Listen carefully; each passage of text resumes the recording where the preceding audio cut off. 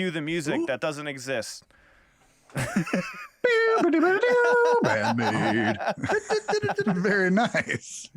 Very nice. Wow. Da, da, da. So, I had some helpful people on the Discord say, anyway, first of all, BAND-MAID played Summer Sonic 2022. And I was able to get a stream of that and watch it as it happened, as many people did. Hell yeah. So to kind of, as a precursor to that, I checked out the Summer Sonic from 2019, did a reaction to that and put it up on my Patreon, and then did the Summer Sonic this year. And so it was kind of neat seeing them play. Well, I basically watching them play live. It was 3:30 in the morning for me, but it was in the afternoon for them. So okay. That was a huge thing for them, man. And they played, they played Sense before, but was this the first time they played Unleash? I think it's it had to have been, first right? time on I think Leash. it's the first time they played Unleashed. Well, they played download. played They a did download? download last week, Oh, right? that's Did they right. do it there? I don't know. I don't That's a think good so. question. I'll check. They What do did you Sense. They didn't do Unleashed, I don't think. Okay. But Oh, they played Unleashed live. So we got to hear that. Get an idea what that sounds like live, and it's really, really cool. Here's a But, set list in case anyone wants to know. Well, Ryan. Yeah. Also, they kicked it off with their instrumental that was teased in the Krupo reaction to BAND-MAID news. The instrumental's called From Now On, and it's pretty freaking heavy and pretty freaking cool. So, oh yeah. the link's out there if you guys want to find it. But it's a pretty neat thing to be able to see. When Thanks for the help, very guys. cool. so, since we're on the Summer Sonic, what did you think overall, like of the performance and all that? And we'll go to Wave, and then me afterwards. We'll talk about what we thought of the performance. All right, What'd real you think quick, of that? Chris Conley, thank you, my friend, for the $20 super chat. Says many thanks for the Summer Sonic 22 stream. Well, good timing, my friend. We were talking about that right now, and thank you very much. Yeah, thank you. So what did I think of it? Going with me first, Alan? Yeah. Go for it. It was awesome.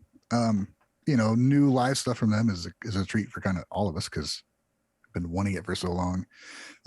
There was, which I think you guys go more in depth. There was some audio things going on with, I think it's a festival and they've had how many bands on that one stage. So they're trying to mix for many bands and it's getting switched over as fast as you can. I know when they started right away, Psyche was pointing at her monitors and trying to get the sound up in her monitors, and she may have trouble with that.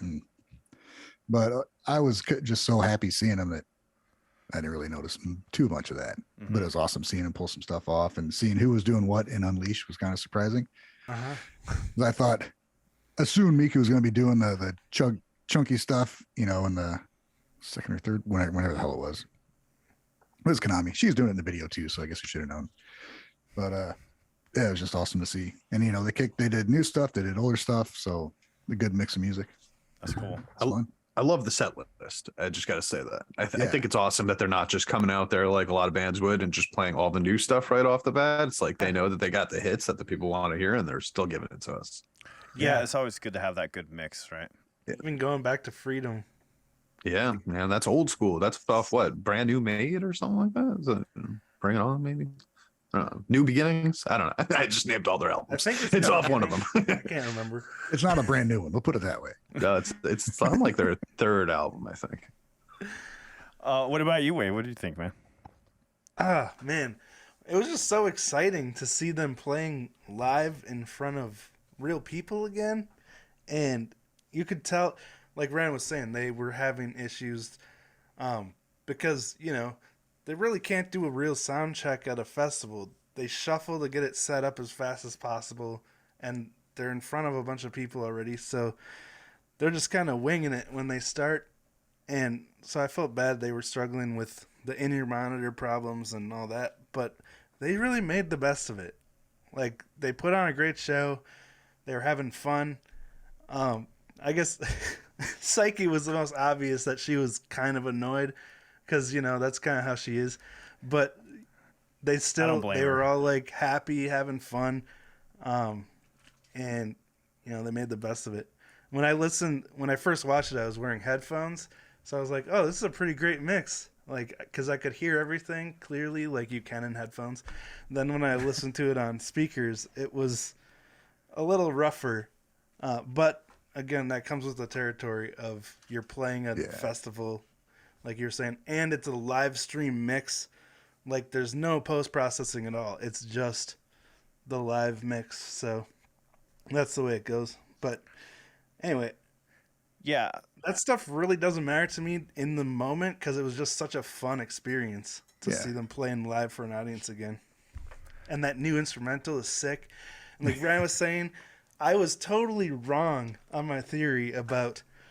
I put my video out yesterday after they already played Unleash live, you know, but because I was working on it all week, I hadn't seen it yet, and I was like, oh crap, I was dead wrong about their guitar arrangement because, like Ryan said, I assumed Miku would be doing the fast chugs in that third riff, and Konami would be playing that.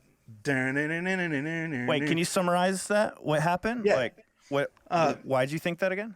Or Well, because people even It was a Konami black hole, says man. like, Black hole just made us think Miku was going to do all the fast yeah, stuff. the dun, dun, dun, dun, dun, dun. oh, You know, I thought she'd be doing the fast chugs, and Oh, okay. Konami would be playing the riffs, like the dun, dun, dun, dun, dun, dun, dun, dun. But Miku played that riff. That's my favorite riff of the whole song, and Miku played it in drop D too. So she wasn't able to rely on an open string for Uh-huh. it. It was all fretted in drop D. So that was even more impressive. And Wait, hold on. I'm sorry. Which song are you talking about? Unleash. Unleash. She's playing the lead in that song? Well, they Oh, just switched two different off riffs. on lead, but Yeah. she plays Oh. that riff, that second riff, yeah, after Well, the second verse, the Yeah. yeah. The lead Yeah. riff, not like the lead solo. And what? All were right, they- No, kinda straight off I of the understand. Okay, but she's so- playing the lead riff of the song then. Yeah, one Because of that them. is the lead riff, right? One The of- one that comes in after the second verse. I Well, think it's that's the used only like time it's in once. the song. But okay, so going back to your Oh. video, Wave, what were you thinking she was going to be doing? Well, I thought she would be doing that, where it goes down to D, the third riff of the okay. song, you know, the but Konami did that. But it was cool in that part, that riff I was just talking about, the second riff of the song. They were like trading off. Like Miku started with that, then Konami did a response to it, you know, and they kept going back and forth. So that was really exciting to see, Yeah, and I they had really two hope, really two distinct sounds on that track. So yeah, that's cool that they split Yeah. them up like that. Did they use the pedal for those parts that we figured they were using a pedal for? Oh yeah, I'm pretty sure. Yeah, they Yeah. were. She The was. lead stuff Konami is Yeah. doing. I'm sorry, guys. I was going to have the pedal for today, but Frank had canceled our recording session, so I couldn't bring my pedal board back with me. But I promise I will bring it on and do a review of that pedal and show you guys what Konami's doing with it.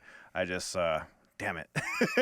I'm sorry, guys. I didn't go to practice, and it was an hour away. But anyways, back to what you guys were saying. So did you watch Summer Sonic, Alan? So yeah, it came out and I fell asleep, so I didn't do the watch live, which I really regret. But I made up for it. I'm happy for you getting some sleep. I made up for it though, and I watched Rosalia this morning, and I was excited to do so because they fucking took it down right afterwards. So I'm so happy I saw it. That's Yeah. You know cool. what's up with that? I- Other Rosalia. Yeah, they take it down right afterwards. But I got you a recording, Wave. I'll send you the link. I got it nice. for you. And Reza Sweden was on right before BAND-MAID. I got Yeah, to see that yes. too. I didn't watch that yet. I'm going to watch it with Eric. So I was listening to it, and I was listening in like while I was working because I had gotten the links. So shout out to you who got me the links. I appreciate it. But when I was listening to it, I was like, I could hear the difficulties. But like you guys were saying, like I said, when you go to a concert, you're not really there for that. It's just there for the experience, to have a good time and enjoy it. Like I always tell people, when you're listening to it from after the fact, that's when you get more analytical. So like that's why I love going to live shows, because for me, I don't think about mixes and all that stuff. when I'm there, I'm just having a fucking good time, and then I analyze it later. This is why I like going to concerts rather than just listening to the album, because the whole time my brain's going but while I was listening, I'm gonna watch it again with Eric on Monday or Thursday, so him and I are gonna watch it again together. So I just listened to it in passing, but I mean overall it sounded pretty good. And like something I want to mention that we kind of forget about too is when you have plugs in your ears, sometimes you have to compensate when you're singing to get it directly on the note. So if she was having ear monitor issues, which I could hear she was, just because I could tell she was like slightly sharp or fat, but very, very slightly. And I already knew that there was something going on with her earplugs, because when you have that issue going on, you do have to make your voice slightly sharper, because what you perceive you singing is not actually accurate to what's coming out. So that's something as singers you have to be really good at. And that's why playing live as a singer is so, awesome, because it's so technical, because you do have to be aware of that. Because if you just go out there and you think you're singing that note, it's probably not projecting right if you have earplugs in. So that's why like some singers will take out one earplug so I can hear it. Because I've done this many times where I've been in the studio recording, I'm singing it, I think I'm perfectly on key, and then all of a sudden it's like a sharp. I'm like, what the hell? So just something to mention. Like I thought that's what jumped out to me right away, but it still sounded good and it sounded fun, and I can't wait to check it out with Eric this week. So, so I didn't get to watch like that stage stuff. I was just kind of listening. So yeah, some Does of anyone the know what backing that- tracks. Wait, Does anyone know what it is that causes that? Like, how would the pitch be different in your mix? So what happens is if you have the plug-in and if she couldn't hear herself back, that's the problem. So when you can't hear yourself back in the headphones, you're hearing the muffled sound of your brain and out there. And that's why your pitches will be off. So that's why she was slightly off in the beginning. I thought you meant like the audio of her voice going back into the monitors was a different pitch. And I was like, what? Okay, now I get what you're saying. Yeah, because if you can't hear yourself, and you like, it's like if right now I can hear my voice coming base it back. on the vibrations of your brain. Yeah, exactly. It's just vibrations. It's not the actual sound. So like right now, normally I turn off my input, but right now I can hear myself speaking. If I can hear myself speak, I think my voice sounds one way, but when I hear it back, it's different. That's why I wear when I wear headphones while we record, I'm literally screaming the whole time. Oh my God. I can't hear my voice. Yeah, well, that's why I do this trick where I mute it, I put it like, press it back so the sound doesn't leak out. I have make sure the monitor comes back pretty good. Nice. But it is hard to do that wave. I've always found it successful to go like this and then sing. Yeah, then you have that little in the background. Well, no, you do it ahead of time. I just go like this and then sing. And then that, I don't know what you're talking about, the static? Oh, I mean the sound coming out of your headphones. Oh, yeah. But that's why I put it back here so it doesn't pick it up. Smart. But yeah. Smart. A little stage thing. So that's happened to me before because I didn't know that. I didn't have in-ear monitors and I just had earplugs in and I thought I was nailing the songs when I did my first acoustic gig, and then I went back and played it. I'm like, oh, what the fuck happened? I was also mentioning this to Wave earlier, but a lot of the times when you have a sound issue like that and you get the audio coming back to you, there's a delay when the audio gets to you, even if it's just like a half a second, right? So while that doesn't change the pitch of something, you could enter a new part of the song where the pitch has changed and you could still be a half second behind, thinking that you're still singing on the previous part. So I've definitely been in a situation where I've noticed that like you're not playing what you're hearing back, like you're like a second behind or something like that, and that could really, really fuck. That's why you need in-ear monitors. Supposed to be doing at that moment, especially when they're wireless. The wireless is what gives it that delay.